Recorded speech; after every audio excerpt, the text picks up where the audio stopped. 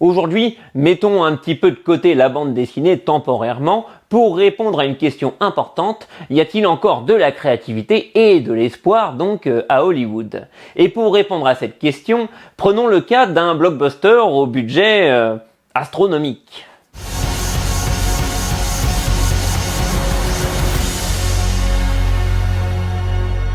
Projet Dernière Chance, Project Hail Mary est l'adaptation d'un roman d'Andy Weir, déjà auteur du roman à succès Seul sur Mars. Et même avant la sortie du livre en 2021, Sony Pictures avait déjà acheté les droits pour le porter à l'écran et ils misent gros avec ce projet au budget de 200 à 250 millions de dollars, mais ils ont quand même quelques atouts dans leur manche. Premier atout de taille, c'est Ryan Gosling, dont le nom a toujours été attaché au projet et qui décrit un petit peu ce film bien comme un rêve dont il se demandait s'il allait un jour se réaliser, et ce d'autant plus qu'il a lu les premières versions du scénario alors que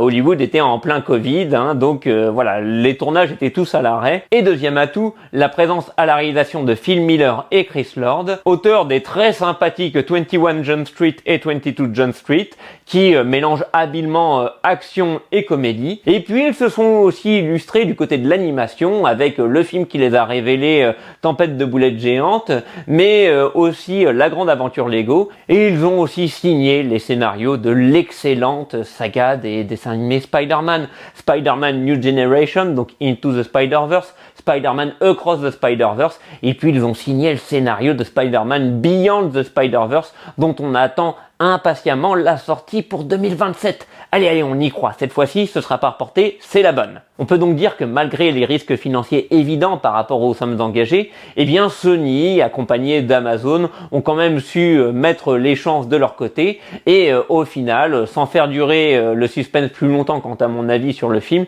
eh bien je trouve qu'on tient ici un blockbuster de qualité. Ce que j'ai apprécié d'abord dans le film, c'est la façon dont il fait confiance à l'intelligence du spectateur et ne donne pas tout prémâché. On est d'abord perdu, un peu seul dans l'espace avec le personnage de Ryland Grace qui vient de se réveiller d'un coma artificiel dans une mission spatiale et qui découvre bien qu'il est tout seul, sachant que le reste de son équipage est décédé. Et la première partie du film va nous le montrer errant seul dans le vaisseau, découvrant sa situation, tâtonnant même littéralement, et en tant que spectateur, bien nous sommes un peu dans le même état que lui avant que les choses nous soient dévoilées au fur et à mesure dans des flashbacks. Et au-delà de cette construction assez intrigante qui nous maintient en éveil en tant que spectateur parce qu'on a envie d'en savoir plus sur ce point de départ un petit peu mystérieux, ce qu'il y a réussi dans le film, c'est toute la dimension scientifique, la dimension qu'on appelle en anglais hard science, science dure, ce côté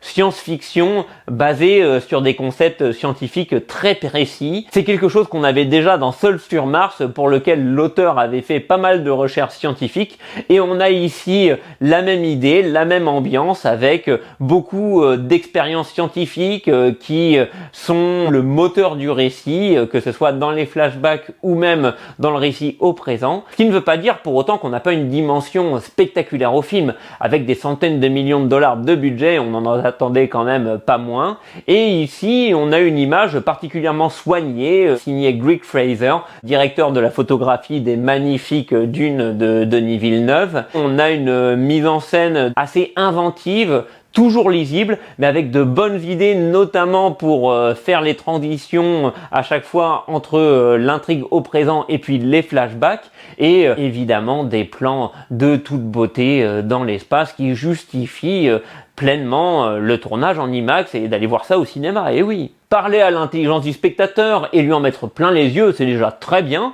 mais la qualité principale de ce projet Dernière Chance, c'est évidemment de nous émouvoir dans une relation centrale du film qui va être celle entre Ryland Grace et une intelligence extraterrestre qu'il va rencontrer, une relation qui va se nouer entre les deux personnages et qui se fait sous un signe Spielbergien, quelque part entre Rencontre du troisième type et E.T., de bonnes références quand même. La réussite du film doit beaucoup à la prestation de Ryan Gosling, tout en humour, sensibilité et justesse. Mais une décision cruciale pour le film, c'est la façon dont, sur le tournage, des moments de vie, quelque chose de concret a pu être créé, notamment en choisissant de faire de cette intelligence extraterrestre une marionnette plutôt qu'un personnage en image de synthèse, de façon à avoir un petit peu des accidents de tournage lors des scènes qui donnent plus d'humanité à cette fable tout simplement existentielle.